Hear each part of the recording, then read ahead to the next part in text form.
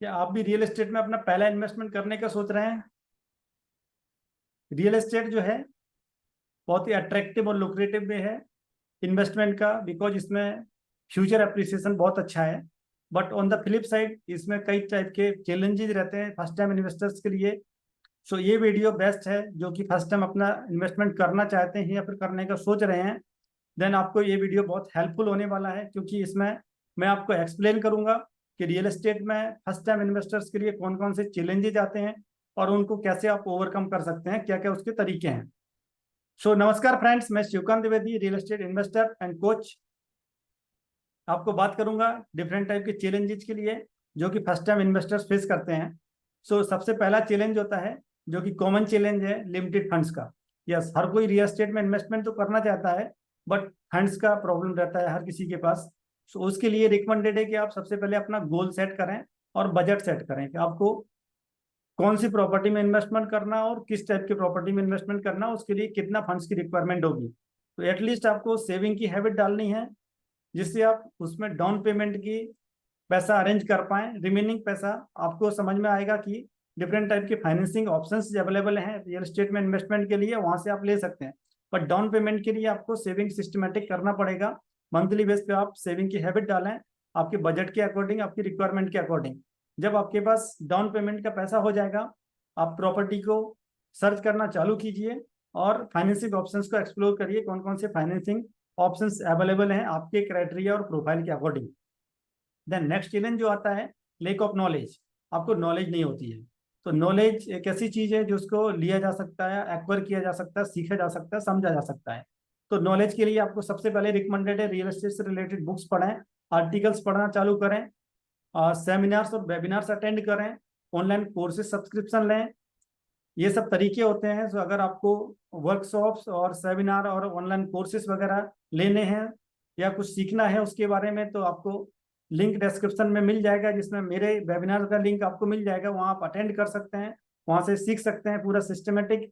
और आगे अगर आप कोर्स सब्सक्रिप्शन लेना चाहते हैं वो भी आपको मिल सकता है।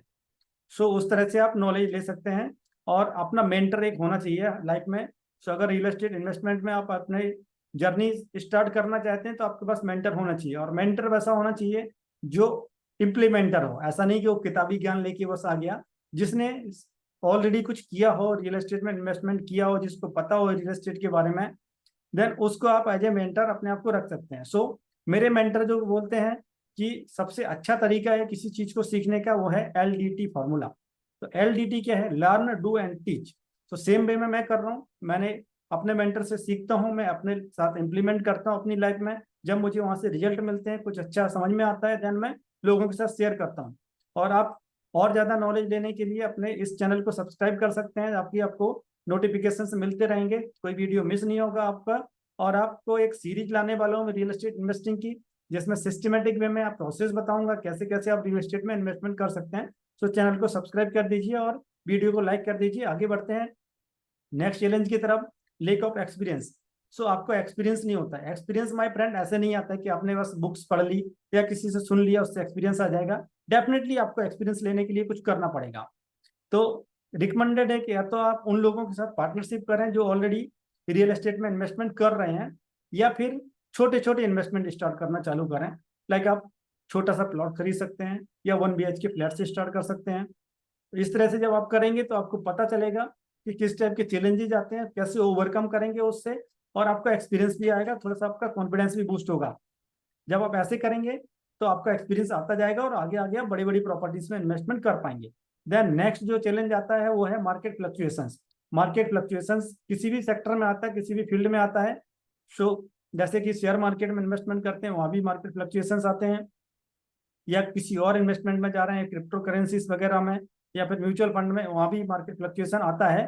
बट रियल एस्टेट में कंपेरेटिवली बहुत कम मार्केट फ्लक्चुएशन है। तो मार्केट फ्लक्चुएशन से बचने के लिए आपको प्रॉपर्टी की थोरो रिसर्च करनी है, उसकी हिस्ट्री जाननी है, उस मार्केट को एनालिसिस करना है, परचेज करने से पहले, इन्वेस्टमेंट करने से पहले उसका vacancy rate, rent rate consider करना है, रिटर्न ऑन इन्वेस्टमेंट क्या आने वाला है वो सब कंसिडर करना है, उस पर्टिकुलर एरिया में इकोनॉमिक इंडिकेटर्स क्या है, पॉपुलेशन ग्रोथ क्या है, जॉब अपॉर्चुनिटी क्या है। वो सब चीजें जब आप कंसिडर करेंगे तो डेफिनेटली आपकी प्रॉपर्टी अगर सही प्रॉपर्टी में इन्वेस्टमेंट करेंगे सब कंसिडर करते हुए, तो आपकी प्रॉपर्टी ग्रो करेगी और आपकी प्रॉपर्टी कभी भी वैकेंट नहीं रहेगी रेंट के लिए। जब आपकी प्रॉपर्टी रेंटल ईल्ड देती रहेगी, डेफिनेटली आपकी प्रॉपर्टी में फ्लक्चुएशन नहीं आएगा और डेप्रिसिएशन नहीं आएगा। सो वो सब चीजें करके आप कर सकते हैं और रिस्क को या फिर फ्लक्चुएशन को मिटिगेट कर सकते हैं जिसका इम्पैक्ट आपकी प्रॉपर्टी पे आए। देन नेक्स्ट जो प्रॉब्लम आती है वो है property management challenges. Property management कैसा कि मैं एक वर्किंग प्रोफेशनल हूँ सपोज, अब मैंने एक प्रॉपर्टी तो खरीद ली बट मेरे पास टाइम नहीं है प्रॉपर्टी के चेक करने के लिए, मैनेजमेंट करने के लिए, या फिर मैंने कोई ऐसी जगह प्रॉपर्टी खरीद ली जहां मैं रहता नहीं हूँ, मैं दूसरी जगह रहता हूँ बट प्रॉपर्टी मेरी दूसरी जगह है। तो उस केस में रिकमेंडेड है कि आप प्रोफेशनल प्रॉपर्टी मैनेजर की हेल्प लें।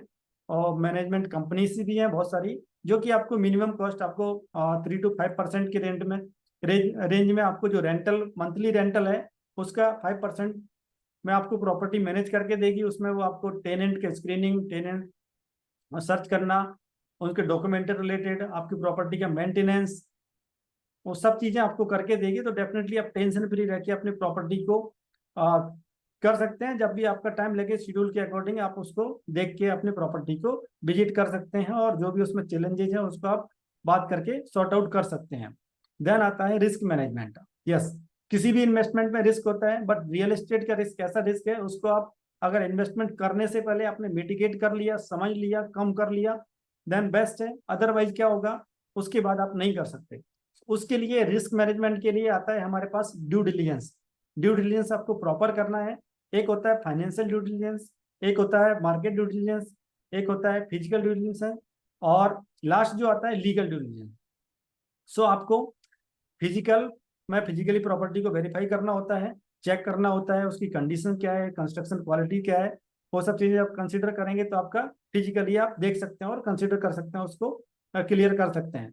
देन आता है फाइनेंशियल। फाइनेंशियल के लिए जैसा मैंने बात किया कि आपको आरओआई कंसीडर करना है, रेंटल यील्ड क्या है, रेंट रेट क्या है और वैकेंट रेट क्या रहने वाला है, वो सब चीजें जब आप कंसीडर करेंगे। देन होता है मार्केट रिसर्च, हम ऑलरेडी करेंगे कि मार्केट में उस पर्टिकुलर एरिया में फाइनेंस फ्यूचर ग्रोथ के ऑप्शंस क्या हैं, पॉपुलेशन ट्रेंड क्या है, आगे उसके कोई नया प्रोजेक्ट आने वाला है या नहीं आने वाला है, या फिर उसमें फ्यूचर में एप्रिसिएशन के क्या पोटेंशियल है, वो सब चीजें सर्च करेंगे हम। देन वो हमारा क्लियर हो जाएगा। देन लास्ट वन जो आता है सबसे इंपॉर्टेंट जो है वो है legal due diligence. Legal due diligence के लिए खुद नहीं करना है, रिकमेंडेड ये है कि आप प्रोफेशनल अटॉर्नी या फिर किसी एडवोकेट की हेल्प लें, वहां से आप कराएं। बिकॉज उसमें टोटल सर्च रिपोर्ट निकलती है, फुल सर्च रिपोर्ट जो रहती है उसको 30 ईयर्स का प्रीवियस ऑनरशिप एंड प्रॉपर्टी की हिस्ट्री निकाली जाती है जिसमें पूरा डिटेल आ जाती है आपकी। तो वो समझने के लिए आपके पास एक एडवाइजर होना चाहिए जो कि प्रोफेशनली क्वालिफाइड हो, जिसको नॉलेज हो। तो थोड़ा सा इन्वेस्टमेंट करेंगे आप 5-7 हज़ार रुपए में भी आपको पूरी सर्च रिपोर्ट मिल जाती है। डेफिनेटली आप टेंशन फ्री होकर प्रॉपर्टी में इन्वेस्टमेंट कर सकते हैं, क्योंकि अगर आपने रिस्क अपना पहले मिटिगेट नहीं किया तो डेफिनेटली आप बाद में या तो कोर्ट के चक्कर लगाने पड़ेंगे आपको, या फिर आप प्रॉपर्टी भी अपनी लॉस कर सकते हैं। तो इसलिए रिकमेंडेड है कि आप थोड़ा सा इन्वेस्टमेंट पहले कर दें और अच्छे तरीके से ड्यू डिलिजेंस करा लें, क्योंकि बाकी चीजें आप खुद कर सकते हैं बट ये जो लीगल ड्यू डिलिजेंस है उसमें लीगल एडवाइजर आपके पास होना जरूरी है। सो आप इस तरह से करेंगे तो डेफिनेटली आप प्रॉपर्टी में इन्वेस्टमेंट कर सकते हैं और अच्छे से अपनी इन्वेस्टिंग जर्नी को स्टार्ट कर सकते हैं। और ज़्यादा सीखने के लिए, समझने के लिए चैनल को सब्सक्राइब कर दीजिए। वीडियो को अगर पसंद आया हो तो लाइक कर दीजिए और शेयर कर दीजिए।